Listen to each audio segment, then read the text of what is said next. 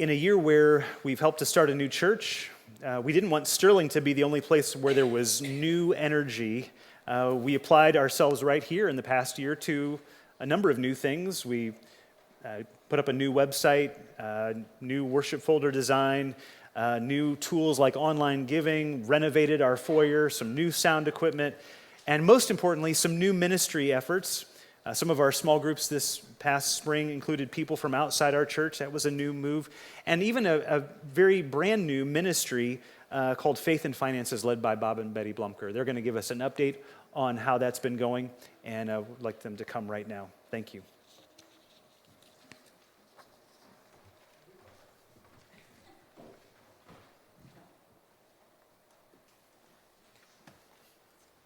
Yeah.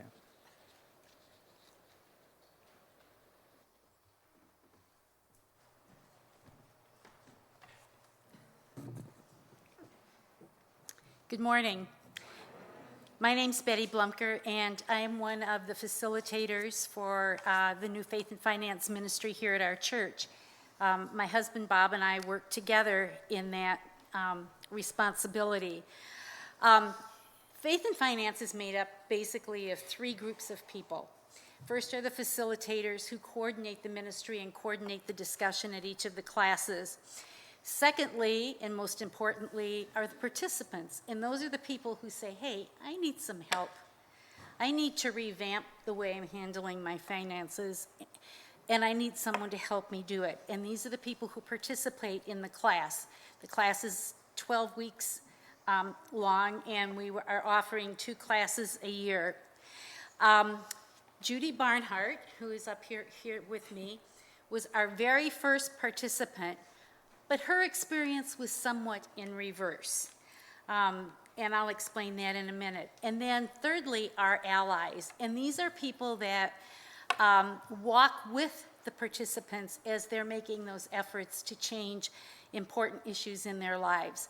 You know how hard it is to do something just on your own, but if you have somebody that you're accountable to, someone who encourages you and guides you along the way, it's much more effective. Financial education programs are noted for their failures because people go to class, close the book, and never do anything. But our goal is that people go to class, learn the material, but they have someone to walk with them through the ensuing months as they make those changes until they're ready to work on their own.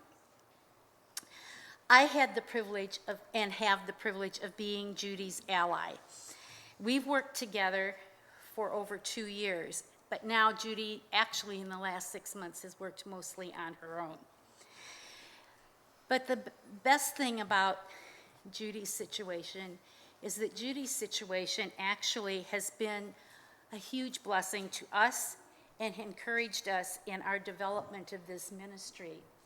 We had just studied a text called Helping Without Hurting within the church, within a church benevolence program. And we learned a lot of principles about ministry in that program, and we were no more finished with that study than Judy came to the church and said, I need some help.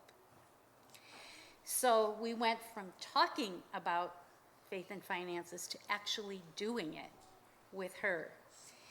And so that was the first blessing. She put us on a trajectory to make this happen. The second thing was her response. In this little textbook that we were using as a guide, there was a layout of what this ministry should look like, how people should respond. You know, not everyone does, but how people should respond and what the culmination should be. And as Judy and I worked together, she was the textbook picture of the motivated person. And that gave us encouragement and confidence to say, this can really happen. Because when you read those things and you thought about people you knew in the past, you weren't really sure, you know, but she fulfilled that purpose. Finally, after we'd worked together for a year and a half, she had the opportunity to actually take the class. And what we found when Judy was in class was that she had come full circle because not only was she implementing what she had learned, we had gone over these principles, you know, in our times together, but she was now reaching out and helping other people in the class. She was encouraging them, she was supporting them, and she was giving them guidance. Remember, you need to bring this. Remember, you need to do that. And not only was that was another encouragement that yes, it could come full circle, and it was such a joy to see that happen. And so today, Judy is going to share her experience with faith and finances with you.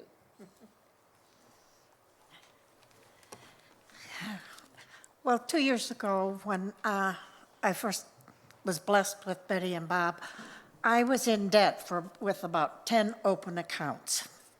And with their help and the faith and finance class, I am now down to 1 open account. The classes teaches you how to get down on your accounts by re-budgeting and talking with your accounts to maybe lower the interest and lower your payments. And you need to figure out whether you need it or whether you want it, and you don't really want it, because that's going to cost you more money. And, you know, you need to figure out interests on loans and whether you need something or whether you can save towards that item. And you need to set up a savings account, and you need to set up an account for like a 3-month budget, so that if something happens that you don't have any income for 3 months, you have that to fall back on so you don't get back in debt again. And you have to keep a running record of all the money that you spend, I mean every penny, and how much you have coming in, so that you can see where you need to cut back and where, you know, you need to place your money and stuff. And you need to keep that on a regular basis so that you can see where you're going and where you're not going. And one of the things that helped me as when we set up the budget, we set up the payments so that I could manage and pay something on all of them. But we started with the lowest one, paid that off first, took that money and put it onto the next one, and kept going up the ladder until we got where we are now. So I would recommend this class to anybody.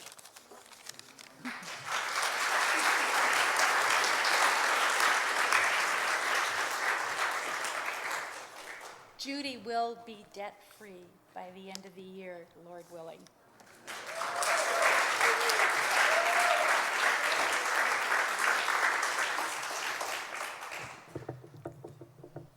What a class. We started with 6, I believe, participants, or 7. We had 7 allies that worked with the people. We're going to be offering the class again the end of September. We'll be ending it. It's a 12-week course, sometime right after Thanksgiving. But I'd like to recognize just a few people today. One of the things that the class does is we break bread together, we have a meal, and then we go into the class. There's 12 weeks of class. It covers quite a few topics, not only maybe being low income, but it covers budgeting, it covers how to get out of situations, how to work with the situations, how to create and spend your money more wisely, okay?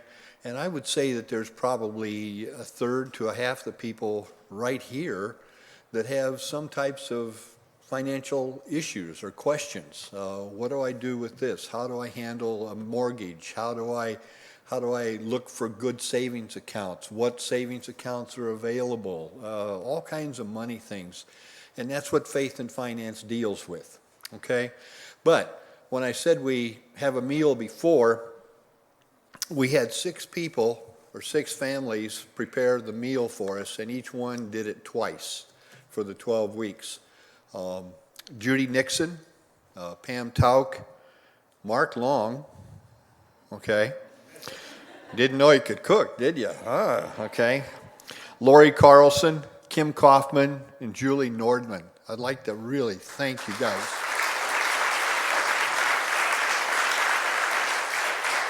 And as I look around, I see some of our allies here today. Our allies were Noel and Matt Dusing. I think, did they have to leave? I think they had to, yeah, okay. The Dusings, Kevin and Sue Colbert back here. Betty was an ally, and Pam and Dave Gerard. If you guys, I know the Colberts, the Gerards are here. Let's give them a round of applause too. We are in the process of recruiting some more allies who will work with the current allies that we have. And we're going to be opening up the class here real quickly. So there'll be some sign-up sheets and things like that available for anyone who has some interest, and we'll be more than happy to answer any questions or anything about it that you might have. So thank you very much, and if you have any questions, see me afterwards. Thank you.